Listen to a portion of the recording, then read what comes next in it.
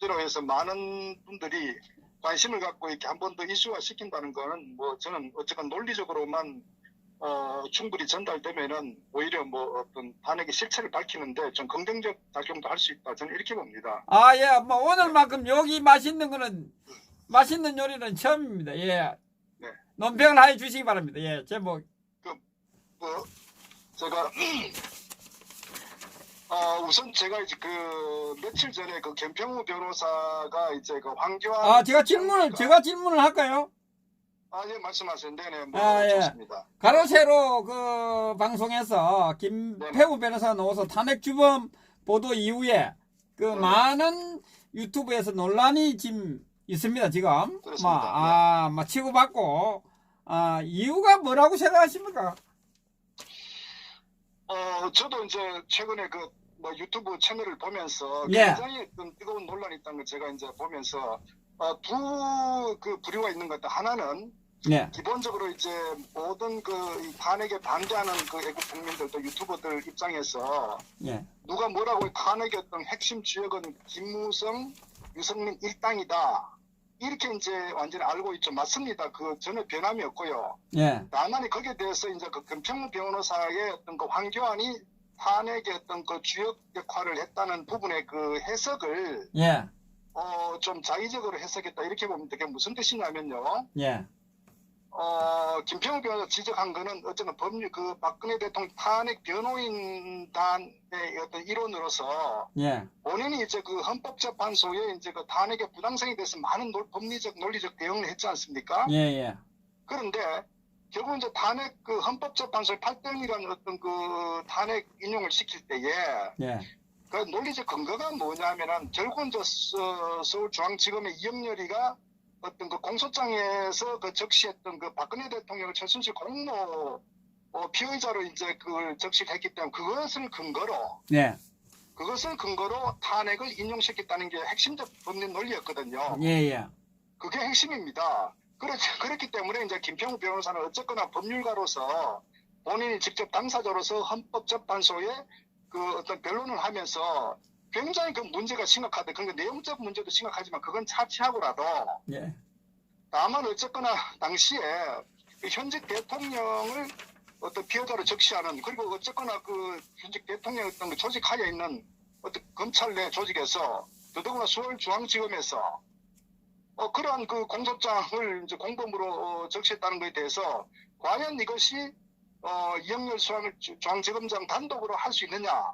그리고 그 위에 김순환 검찰총장이 있었고 또 그 법무장관은 김현웅 법무장관이 있었고 그 위에 이제 황교안 전 총리가 있었단 말이에요. 예. 이런 그 조직 체계에 있어서 대통령의 어떤 그 피해자를 적시한 공모로 이것은 상식적으로 있을 수가 없다는 게 이제 그 김평우 변호사의 그 논리거든요. 취지입니다. 예.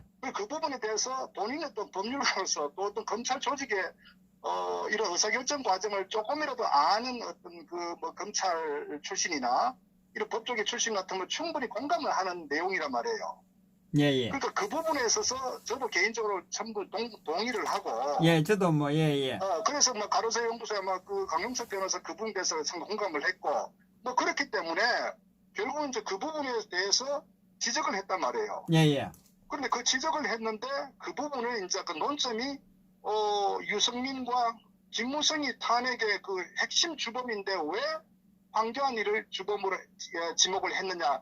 이 부분에 대해서 아마 그 우파 이 농객들, 우파 유튜버들이 조금 이제 그 해석을 굉장히 좁히고, 그러니까 그 이 김무성하고 이 유승민이 아니라는 뜻이 아니라 예. 법률적으로 그 당시에 황교안이 어떤 그 정점이 있었기 때문에 심각한 문제를 책임을 갖고 있다. 이 부분에 대한 그 지적을 한 거거든요. 예. 그래서 거기에 대해서 저는 오해가 없었으면 좋겠다. 그 김평우 변호사 얘기한 거는 정치적으로는 당연히 김무성과 이 유승민 일당들이 특히 자한당 내 62명의 탄핵 찬성 세력들이 어쨌거나 지울 수 없는 책임, 역사에 쓸 수 없는 어떤 과오를 저지른 건 분명합니다. 예. 그러나 김평우 변호사 법률적 측면에서 이제 그 황교안 씨가 어떤 그 결제 과정에 정점이 있었다는 걸 지적한 겁니다. 예. 거기에 대한 부분에 대해서 해석을 이제 굉장히 분분한데, 예를 들어서 황교안 당대표를 지지하는 사람들은 어쨌거나 탄핵과 황교안 씨를 연결시키는 것 자체에 대해서 매우 불쾌하겠죠. 음. 그리고 뭐 또 자유한국당 지지자들 같은 경우도 어쨌거나 왜 분탕하느냐 이런 측면인데 이걸 그렇게 바라볼 게 아니라 우리가 분명한 거는 대한민국 법치사회 아닙니까? 예. 민주주의 국가란 말이에요. 그렇다면은 법치의 가장 핵심적 부분이 헌법이 무너져 버렸어요. 예, 예. 그리고 그 헌법도 정상적 법리 체계가 아닌 그야말로 찌라시 이런 수없이 많은 정치적 음모 또 거기에 선동된 여러 가지 그 눈치 보는 법조인들 또 거기에 또 음모 세력들 이런 그 복잡한 그 상황 속에서 탄핵이 이루어졌기 때문에 여기에 대한 진실은 반드시 밝혀야 된단 말이에요. 그러니까 우리가 지금 확대하면은 오늘날 유튜브를 많이 시청하지 않습니까? 예, 예. 왜 유튜브 시청합니까?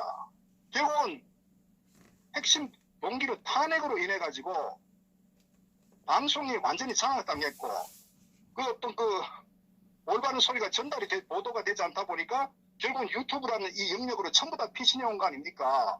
결국은 이 오늘날 현재 우리가 이런 주장하는 것도 탄핵의 어떤 시발점이었단 말이에요. 예, 예. 그러니까 탄핵을 제대로 밝히지 않고서는 어떤 경우든 이거 나라를 바로 세울 수 없다는 이런 인식 가져야 돼요. 맞습니다. 예. 그렇기 때문에 어쨌거나 저는 이제 뭐 가로수 연구소에서 그런 그 김평우 변호사였던 그 탄핵 주범거리에 대해서 논란이 있는 거는 그 일부 그 우파 유튜버들이 해석을 좀 자의적으로 좀 아주 편협하게 했다. 저는 이제 그걸 좀 말씀드리고 예. 그럼 그것은 어쨌거나 김무성과 유승민이 주범이란 것에 대해서는 전혀 이론의 여지가 없다. 저는 그것을 어떤 그 뭐 황교안이가 주범이란 이런 바뀌었다는 그 주체가 바뀌었다는 뜻이 아닙니다. 그리고 주범이란 것은 단독범이 아니라 여러 명 소위 말해서 사실이 탄핵이란 것은 굉장히 입체적으로 접근해야 됩니다. 핵심적인 좌파들은 원래 그렇지만 어쨌거나 소위 보수 우파 정당이라고 하는 그 당내 정치 세력들이 자당의 대통령을 결국은 그 무참하게 정말 무너뜨린 거 아닙니까? 예. 그래서 그 세력이 핵심적이죠. 그들이 동참 안 했으면은 이게 있을 수 없었고 또 법리적으로는 만약에 황교안 전 총리가 결재 라인 선상에서 설사 검찰청에서 검찰 어떤 내부에서 그런 보고서 올라오더라도 충분히 거기에 대해서 재검토 내지는 여러 가지 어떤 그 업무 지시를 통해서 바로잡을 수 있었는 위치에 있었다. 이것을 지적하거든. 그렇기 때문에 김평우 변호사는 법리적 측면에서 황교안 전 총리를 굉장히 어떤 문제가 많은 거로 이렇게 지적을 한 겁니다. 거기에 대해서는 100% 저는 동의하고 아마 거기에서는 논리적으로 아마 그 반발하지 못할 것이다. 만약에 그 부분에서 반론이 있다면은 결국은 황교안 씨는 그 당시에 뭘 했느냐? 왜 그러면 검찰 내에서 이런 그 공소장에 대한 부분에 대해서 읽어보지도 않고 사인했느냐? 아니면은 전혀 뭐 자신은 전혀 뭐 관계 없다고 할 것인지 그 부분을 명확하게 좀 확인하고 가야 된다. 저는 이렇게 봅니다. 그런 관점에서 김평우 변호사는 어제 결재 라인 선상에 있었기 때문에 충분히 황교안 전 총리가 거기에 동조했다는 부분을 얘기하는 거고요. 그 다음에 자 그렇기 때문에 이 부분에 대해서 제가 유튜브들이 다양한 해석이 있는데 저는 그 부분은 자유한국당 지지를 하든 황교안 씨를 지지를 하든 또는 탄핵 반대를 부르짖든 어떻든 간에 진실은 하나 아닙니까? 예. 그 부분에만 초점을 좀 맞췄으면 좋겠다. 그래서 그게 뭐 황교안이 주범이든 아니든 어떻든 간에 그거는 다음 문제고 어쨌거나 이 상황에 대해서는 그 김평우 변호사가 지적한 부분에 대해서는 어쨌거나 황교안 씨가 명확한 답변을 저는 그 밝혀야 된다. 이걸 저는 주장하고 그 부분에 대해서는 아마 이론이 없을 거라고 저는 봅니다. 예. 그렇게 방송하고 나서 또 그 다음에 또 가로세로 그 방송에서 황교안이 탄핵 주범 아니다라고 다시 보도를 했는데 네네. 그 의미가 무엇입니까? 어떻게 보십니까? 그거? 저도 그걸 봤는데요. 예. 아마 저는 이제 개인적으로 두 가지 관점이 이제 가로세로 연구소에서 어쨌거나 미국에서 예. 그 김평우 변호사가 어떤 황교안 전 총리가 탄핵 주범이라는 어떤 그 타이틀로 달면서 굉장한 파장을 일으켰단 말이에요. 예. 그러니까 이제 그 뭐 일종의 많은 구독자들 또는 그 황교안 씨를 지지하는 많은 그 지지자들이 많은 비판이 굉장히 이제 소용돌이 쳤지 않습니까? 그러다 보니까 제 생각은 일단은 그 두 가지 같아요. 이제 가로세 연구소는 어떤 본인 이제 언론 기관이다는 입장에서 어쨌거나 그 황교안 김평우 씨의 어떤 입장을 단지 우리는 어떻게 그 전달했을 뿐이다 이런 입장을 보이는데 사실 저는 조금 용감한 좀 정직하지 않다. 저는 개인적으로 그런 생각해요. 주관이 뭐 없다 이렇게 봐야 되겠죠. 뭐 저는 예. 이제 뭐 구독자나 많은 이제 또 뭐 언론 매체란 인식 입장에서 저는 한 발 좀 뺐다는 그런 생각하는데 물론 저 이해합니다. 자 그런데 또 한 번 아마 거기에 대한 그 메시지를 그 변희재 전 미디어워치 전 대표가 예. 아마 입장을 표명했는데 저는 이렇게 봅니다. 지금 결국 이제 그 메시지는 변희재 전 대표가 이제 황교안이가 이 탄핵 주범 아니다고 이제 아마 발언한 것 같아요. 예, 예. 네, 제가 이제 이해하는 부분은 그렇게 봅니다. 어차피 변희재 전 대표 같은 경우는 탄핵을 위해서 굉장히 투쟁을 많이 하고 있는 걸 알고 있는데, 예. 본인 이제 그 주 어떤 그 이슈가 그 태블릿 PC 조작권 아닙니까? 현재 예. 뭐, 법원에서 재판을 받고 있지만은, 예. 결국 이제 이 태블릿 PC도 매우 죽심한 핵심 스모킹 건이죠. 이 실체를 밝히는데, 예. 근데 이 부분에 대해서 결국 이제 이 특검 발의가 됐지 않습니까? 조은진 대표 중심으로 해서 한 예, 12명이 예, 예. 특검 발의했잖아요. 근데 특검 발의를 해가지고 특검이 성사되기 위해서는 현실적으로 자유한국당의 그 힘이 절대적으로 필요하거든, 현실적으로. 그리고 더더구나 현재 황교안 씨가 전 당대표이기 때문에 결국 황교안 전 대표를 비판적으로 갔을 때는 사실 특검 발의 자체 이게 제대로 성사되기 어렵다고 뭐 정치적 판단을 그런 의도가 있었군요. 예, 예. 네, 그렇기 때문에 사실 변희재 전 대표 같은 경우는 황교안 씨를 대놓고 깔 수가 없는 거예요. 그걸 우리가 알아야 됩니다. 그래서 저는 기본적으로 가로세로 연구소의 어떤 거기 진행하신 분들이나 또는 이제 변희재 전 대표 같은 경우도 현실적으로 어쨌거나 이제 그 두 가지 어떤 방송사로서의 어떤 그런 현실적 입장, 구독자의 입장들, 그리고 변희재 대표는 태블릿 PC 어떤 특검 성사 이 건에 대해서 어쨌거나 자유한국당에 거슬리는 발언을 했을 때 특검 자체 발의가 이게 성사되기 어렵다, 무산될 수도 있다는 측면이 고려됐기 때문에 저는 이제 그런 발언을 해서 어느 정도 균형의 수위를 좀 잡았다 이렇게 봅니다. 거기에 저는 좀 어떤 배경이 있다고 보고 그러나 실질 속마음은 당연히 황교안 씨의 어떤 그 행위, 어떤 그 당시에 뭐 권한 대행으로서 또 총리로서의 그 당시에 어떤 그 상황은 이해할 수 없는 아마 그 부분에 대해서는 아마 100% 동의를 하고 그렇게 생각하고 있을 겁니다. 저는 그래서 김평우 변호사의 건에 대해서는 어떤 좀 예견의 핵심에 대한 부분을 정확히 좀 이해를 하시면은 특히 탄핵 반대 입장에 서신 분들은 아마 그렇게 예민하실 필요가 없다. 그렇다고 해서 그게 뭐 탄핵 주동 세력 주범들 김무성과 유승민 이 일당들은 전혀 변함이 없다는 것을 제가 다시 한번 좀 이렇게 명확하게 좀 밝히고 싶은 부분입니다. 예. 예. 그리고 김평우 변호사의 황교안 탄핵 주범 발언 의도가 도대체 뭐라고 우리 박사님 보십니까? 저는 그런 것 같아요. 저도 뭐 한때는 김평우 변호사를 비판했었는데 왜냐면은 사실은 탄핵 이 전국 때 이제 뭐 연단에 있어서 많은 비판을 했었죠. 잘못된 법률적 비판했었고 예. 많은 분들이 이제 상당히 지지 동의를 했었고 예. 다만 그 이후에 대선에 나가서면서 홍준표를 지지했단 말이에요. 자한당을 지지했죠. 그렇죠. 홍준표 지지에 대한 어떤 여론몰이 했는데 그때 저는 굉장히 비판을 했었고. 맞습니다. 저도 공감합니다. 예. 다만 이제 굳이 무리하게 어떤 해석을 한다면은 어쨌거나 이제 이 정권 자체가 문재인에게 넘어가면 안 되니까 어떤 순수한 어떤 충정적 측면에서 굳이 해석을 한다고 저는 할 수가 있죠. 그러나 저는 그 부분에 대해서 상당히 정무적 판단은 굉장히 좀 잘못됐다 저는 비판을 합니다. 지금도 본인도 아마 후회할지도 몰라요. 자, 그러나 비판을 했는데 다만 이번 건에 대해서는 이제 말씀드렸다시피 김평우 변호사는 탄핵 전국에서 어떤 마이크를 두고 많이 어떤 부당성에 지적을 했었고 또 더더구나 그 당시에 우리 이 촛불 광란의 시기에 있어서 정말 모두들 침묵을 지키고 도망갔지 않습니까? 네. 그리고 소위 박 대통령 어떤 탄핵 변호인단에 정말 자원하고자 한 변호사들이 정말 드물었다고요. 정말 기회주의자들이죠. 예. 촛불이 무서워서 전부 다 꼬리를 내려버렸잖아요. 예. 그런데 어쨌거나 김평우 변호사는 전직 변호사 회장으로서 또 나름대로 용기를 내서 박 대통령 변호를 맡은 부분에 대해서는 사실 존경 감사의 마음을 표하죠. 그리고 본인이 박 대통령 만나면서 어떤 그 이 실체에 대한 부분을 너무나 접근했기 때문에 예. 박 대통령이 너무나 억울하게 이 말도 안 된다. 특히 여성 대통령으로서 완전히 올가미를 씌워가지고 업무에서 완전히 탄핵되기.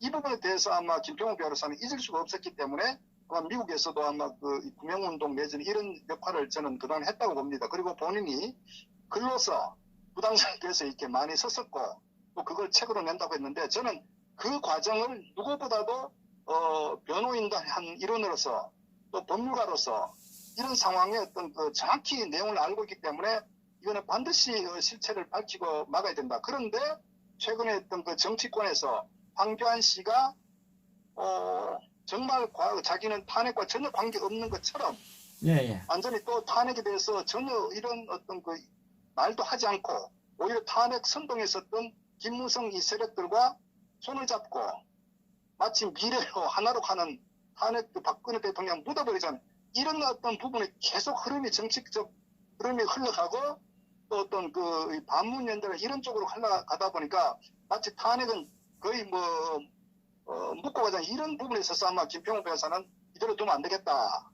그래서 아마 본인 나름대로 어떤 평소에 주장하던 내용을 아마 방송에서 이렇게 주장했다고 봅니다. 그래서 결국은 핵심 뭐냐?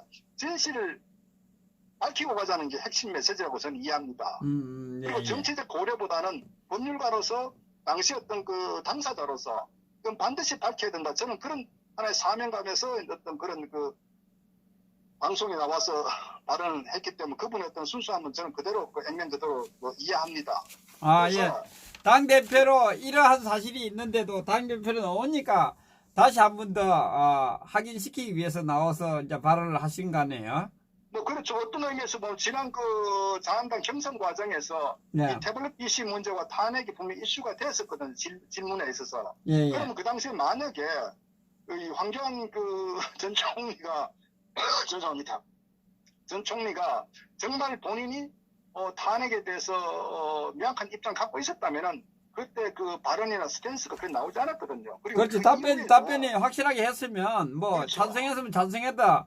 반대했으면 반대했다고 했으면 나오지 않죠. 예.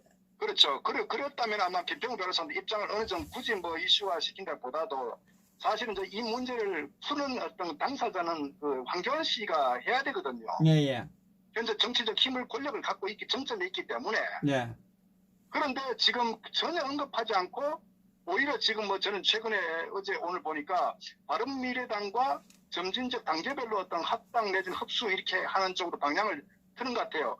결국은 보면은 그 자체가 이 양반은 탄핵에 대해서 전혀 관심도 없고 오히려 자신이 상당히 개입했는 스스로가 그걸 알고 있기 때문에 이걸 묻고 덮고 가자는 그러니까 정치적으로 결국 어떤 이 탄핵에 동조했던 세력과 함께한다는 자체가 바로 역설적으로 이 황교안 씨는 이 탄핵으로부터 절대적으로 자유로울 수 없다. 바로 그것은 김평우 변호사가 지적했던 부분이 정확하게 저는 그 맥을 같이 한다. 이렇게 저는 해석을 하고 우리 그 애국 국민들은 그걸 읽어야 된다는 얘기라고요.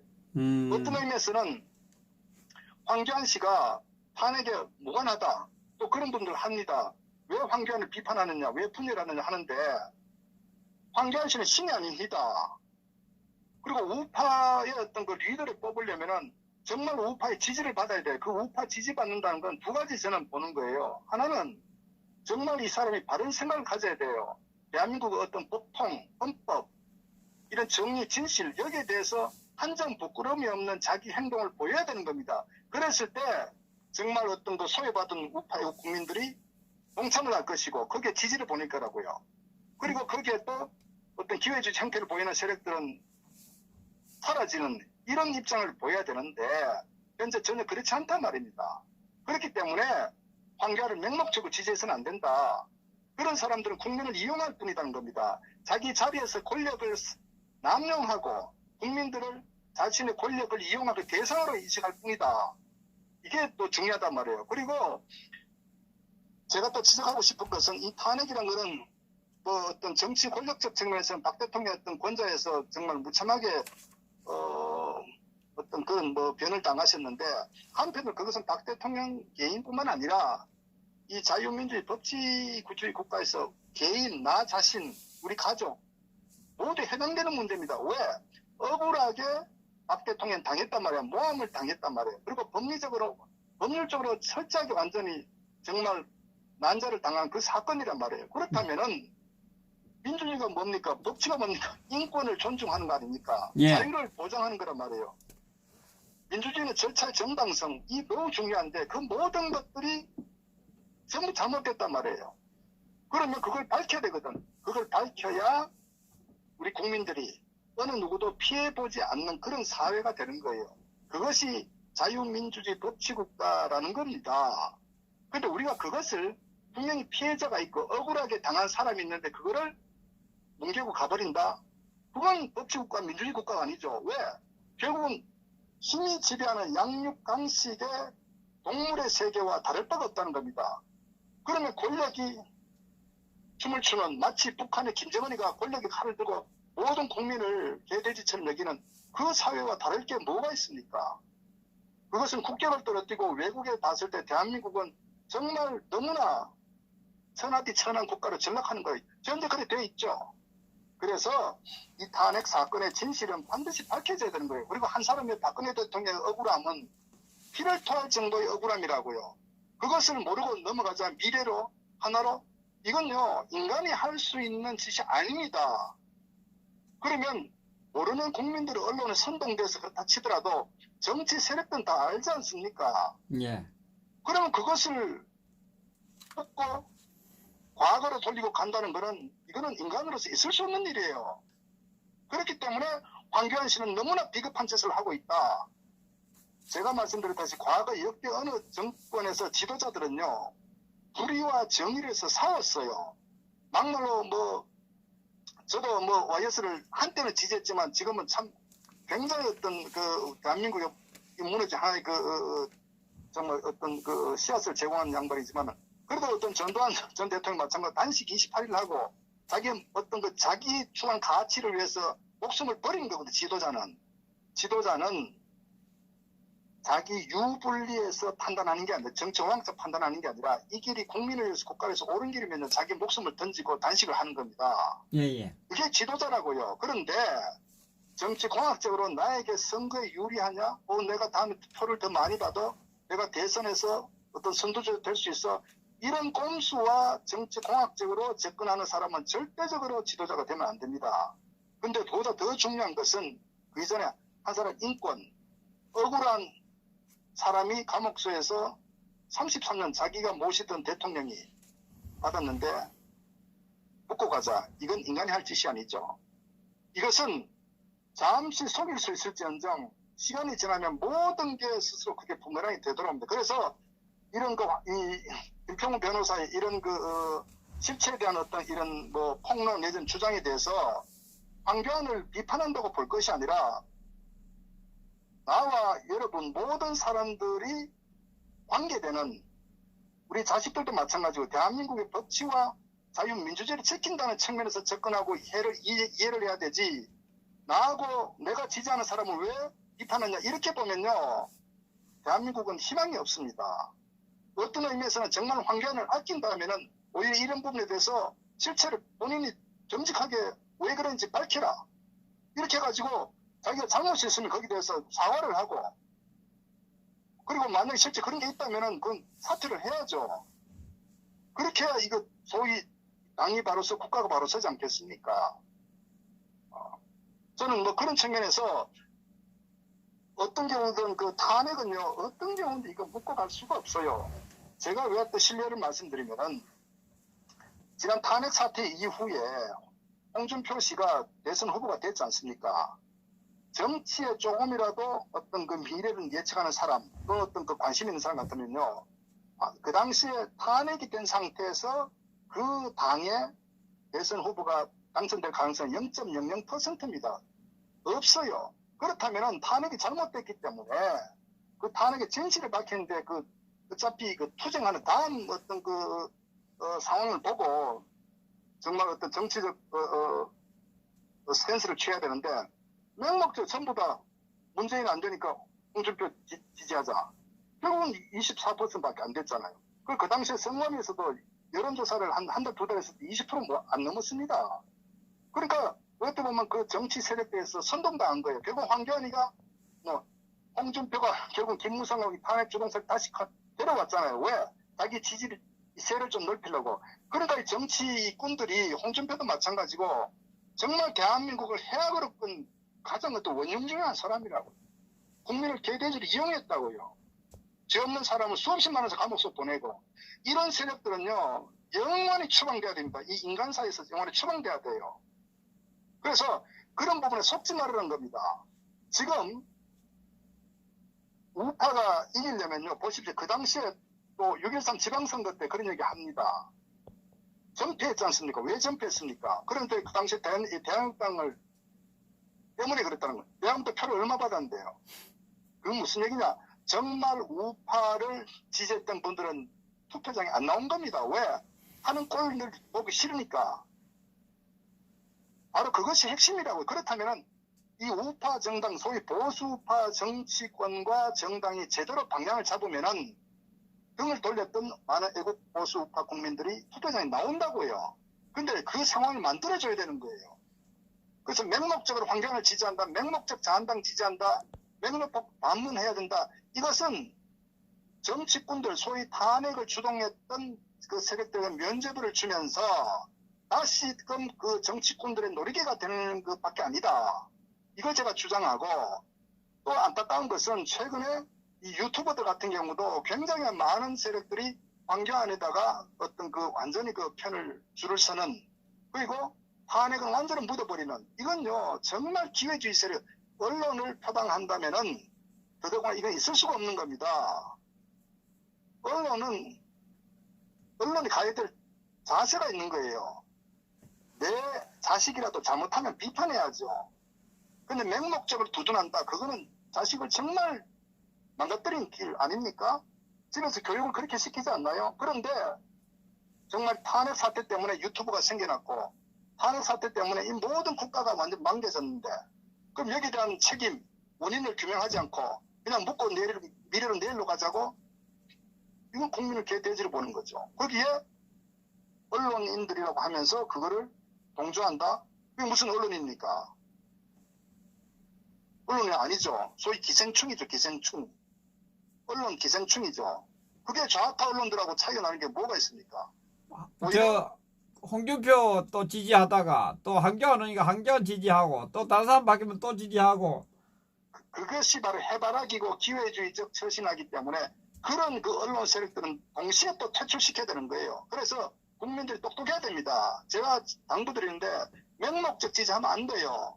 인간은 신이하기 때문에 그 사람의 가치와 노선과 주장과 행동을 보고 지지를 하라는 겁니다. 내가 지지를 하더라도 저 사람이 잘못되면요 비판을 해야 되는 거예요. 그래야 이 보수가 건강해지고 바로 간다고요. 정치인은 신이 아닙니다. 교주가 아닙니다. 우리 국민들 바라는 쪽으로 계속적으로 잘못되면은 비판하고 잘하면은 지지하고 이렇게 하고 이 건강하게 흘러가는데 지금은 그게 아니잖아. 왜? 자기에게 이익이 되면야 손해가 된 유불리에 따라서 처신을 바꾼다고. 그래서 오늘 유튜브 소위 사이비 유튜브가 얼마나 많습니까? 여기에 선동에 놀아나면 안 된다고요. 그걸 비판해야 된다고요. 저는 좀 이성적이고 좀 냉철한 어떤 그 인식을 좀 가졌으면 좋겠다. 그러나 어쨌거나 제가 뭐 결론적으로 말씀드린 부분은 이 탄핵은 어떤 경우든 현대사에 있어서 그냥 갈 수가 없어요. 왜? 수없이 많은 분들이 소위 그 직권남용이란 말도 안 되는 그런 그 죄 아닌 죄를 했고, 감옥 200명 이상이 지금 구속돼 있는데, 거기에 대해서 자한당 국회의원들, 황교안, 홍준표, 당신들 한마디 해야 될 거 아니에요, 정치한다면. 그러면서 무슨 정치를 해? 누구를 위해서? 정치의 첫 번째가 뭡니까? 억울하게 잘못된 부분들 바로잡는 게 정치의 본질의 핵심입니다. 더더구나 우파 많은 애국 지사들이 감옥소에 가 있는데, 그러면서 무슨 정치를 해? 그리고 무슨 미래로 가? 그리고 거기에 가해자인 바른미래당 그 추악한 인간들을 하고 같이 단계별로 점진적으로 흡수 통합을 한다고요? 이거 인간이 아니죠. 정치의 자세가 아닙니다. 거기에 놀아난 국민은 개돼지입니다. 정치가 바뀌려면 국민들이 바뀌어야 돼요. 특히 우파 국민들이. 유튜브들도 정신 차려야 되죠. 길이 아니면 가지를 말라고 했습니다. 그렇게 가다 보면은 결국 뭐냐, 좌파들의 노리기가 됩니다. 좌파는 탄핵 프레임을 씌워가지고 결국은 황교안도 계속적으로 탄핵을 묻고자 하는 식으로 하면요, 계속적으로 어떻게 좌파느냐, 너 탄핵에 부역했던 이인자 아니야, 탄핵의 책임자 아니야, 이렇게 황교안을 몰아쳐버린다고요. 그래서 이 탄핵을 부정하고 묻고 가자고 하게 되면 결국 좌파들의 이 탄핵 프레임에 절대 벗어날 수가 없다고. 아무리 문재인이 개판을 치고 지지 떨어지더라도 너희들 국정농단 세력이기 때문에 너희들 나서면 안 돼, 이렇게 몰아가기 때문에 정말 황교안 씨가 대권의 꿈이 있고 정말 대한민국 구하려면은 탄핵은 잘못됐다. 그리고 다음 총선 때 탄핵 관련 세력들은 전부 다 공천 배제시키고 정말 아스팔트 우파 국민들을 서로 수혈해가지고 문재인 좌파 정권하고 싸우는 탄핵의 어떤 실체를 밝히면서 드루킹 이 특검 사건부터 이슈화 시키고 모든 것도 정상화 시켜 나가야 된다고요. 그것이 황교안 씨가 해야 될 일이다. 그런데 황교안 씨 측근 주변에 소위 탄핵 찬성 주동했던 세력들을 참모로 기용해가지고 그들의 어떤 노리개가 되는, 저는 그런 어리석은 우를 범하지 말았으면 좋겠다, 황교안 씨가. 저는 그렇게 생각을 합니다. 그래서 어쨌거나 제가 뭐 드릴 말씀은, 이 황교안 씨 맹목 지지하느라 바르게 정치가 바로 가도록 하기 위해서 국민 개개인들이 깨어있는 마음으로 잘못된 정치인들은 과감을 비판하고, 저는 어떤 그런 부분에서 철퇴를 가해야 정치가 바로 선다, 이렇게 생각합니다. 예. 예. 그리고 하나 물어보겠습니다. 우리 김도현 박사님 어떻게 생각하시는지. 박근혜 대통령님께서 그 1인 그 소리를 들어보셨죠? 어떤 제가 아니 그러니까 배신했다는 1인. 네. 물론 뭐 1인하고도 관련이 있을까요? 뭐 사실은 뭐 제 개인적으로 개인적으로 말씀하십시오. 예. 조심제 얘기도 있고 했는데, 지금 이제 돌이켜 보면은 자기 어떤 그 법적 어떤 힘을 가지고 있었던, 본인 이제 그 당신이 대통령으로서 또 어떤 권력의 어떤 그 흐름도 꿰뚫고 누구 잘 아시기 때문에 이런 사건의 실체에 그거 박 대통령이 없겠다고 했지 않습니까? 예. 그리고 누구보다도 이 사건은 정말 잘못됐던 너무나 잘 알지 않겠어요? 예. 그렇다면 그것을 바로잡을 힘 있는 사람이 막을 수 있었지 않느냐라는 식으로 해석을 한다면은 뭐 그 부분에 대해서 글쎄요, 그 부분은 뭐 추후에는 밝혀지겠지만은 어쨌거나 그 뭐 황교안 씨도 저는 뭐 의심을 지울 수가 없지 않겠느냐.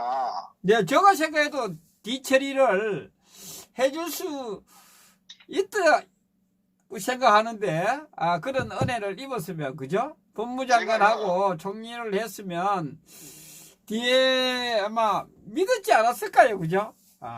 제가 그 하나 좀 덧붙이자면, 잠깐 제가 댓글 보니 그런 말씀 하시는 것 같아요. 아니, 그 당시에 촛불이 광란을 펼칠 때 전부 다 머리 숙이고 어느 누구도 감히 거기에서 자유로울 수가 없는데 어떻게 황교안이가 혼자서 그걸 막을 수 있었냐, 이런 얘기 합니다. 네. 자, 그런데 제가 반박할게요. 황교안 씨는 본인 스스로가 이석기 통진당 해산했다고 자기가 주장하고 거기에 대해 굉장한 프라이드를 가지고 있는 사람입니다. 네. 그 얘기는 소위 그 종북, 친북, 그 북한 공산주의 세력을 따르는 그 대한민국의 어떤 정당이 존재한다는, 대한민국을 무너뜨리기 때문에 너무나 위험하다고 주장을 하고 본인도 그 공안검사로 소신내고 봅니다. 네. 그렇다면은 탄핵이 이루어지게 되면은 어차피 우파 정권은 좌파로 넘어가는 것은 99.9% 상식입니다. 예. 왜? 그 당시에 황교안 전 총리는 권한 대행으로서 모든 정보를 본인이 총괄하고 있는 상황이라고요. 그럼 그 당시에 전국에서 어떤 이 지지율, 소위 좌우의 지지율 전반적으로 부분을 혼익게 뚫고 있었을 거예요. 그러면 무슨 얘기냐? 우파가 대통령이 안 된다는 걸 분명히 알고 있는 걸 100%. 또 한편으로 우리가 그 당시 시기 한번 돌려보자고요. 그 당시 많은 애국 국민들 황교안 씨에 대해서 대선 후보로 나오려고 많은 기대가 컸습니다. 왜? 너무나 무너져 가니까. 그런데 황교안 씨가 전혀 반응을 안 보였죠. 저는 어떤 의미에서 여러 가지 이유가 있겠지만 탄핵이 된 상태에서 소위 국무총리였던 사람이 대선 나간다 해도 안 된다는 걸 본인도 더 잘 알았을 거예요. 그러니까 안 되는 줄 알기 때문에 그러니까 안 나왔을 수도 저는 있다고 봅니다. 다시 말하면은 탄핵이 되면은 결국 나라가 넘어간다는 거 본인이 잘 알았겠죠. 그렇다면은 탄핵을 막아야 되는 거예요. 그만큼 국가를 사랑하고 정말 국민을 염두에 뒀다면은 뻔히 좌파로 넘어가는 아는데 그러면 그 사람이 비겁한 짓을 했지 않습니까? 네. 촛불이 1000만이 와서 청와대를 덮치더라도 자기가 권한대행은 2인자로서 마지막까지 막아야 되는 거예요. 거꾸로 박 대통령한테 거꾸로 정말 변명을 내려서라도 이거는 이렇게 되면 나라가 절단난다. 이런 정치적 판단은 저는 할 수 있었다고 봅니다. 그런데 많은 분들이 황교안이가 무슨 힘이 있어. 그 당시에 촛불이 광란이고 국회에서 끌어내리려고 하는데 막말 끌어내린다고 하더라도 본인은 국가를 위해서 막아야 되는 거예요. 혼자 혼홀단신으로라도.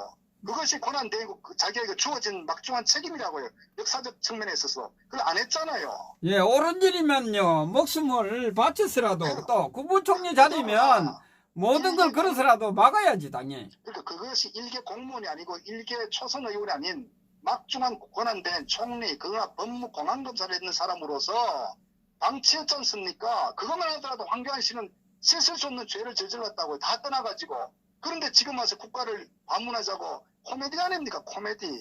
그래서 제가 황교안 씨는 지도자 자격이 없다는 겁니다.